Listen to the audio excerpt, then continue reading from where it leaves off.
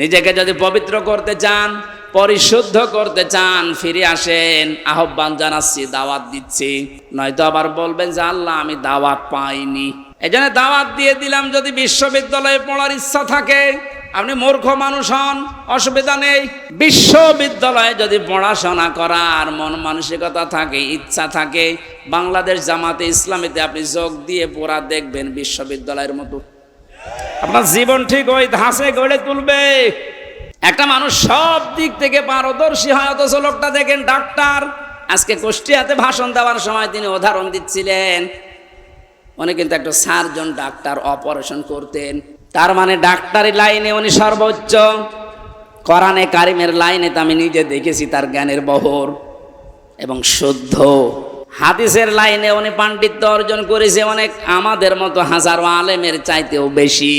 ইংরেজিতে বক্তব্য দিচ্ছে। অনেকে আছে ইংরেজি বক্তব্য দূরের কথা, ইংরেজির নাম শুনলে ভয় পায়। কথা বলছে না কেন?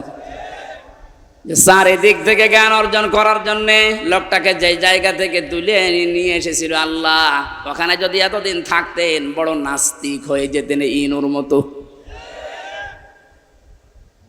সেখান থেকে আল্লাহ তুলে এনে কত বড় দায়িত্ব দিয়েছে তার মাথার উপরে।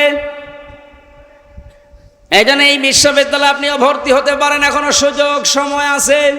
আপনাকে আমরা জান্নাতে নিয়ে যেতে চাই বিশ্ববিদ্যালয়ে ভর্তি হওয়ার মাধ্যমে।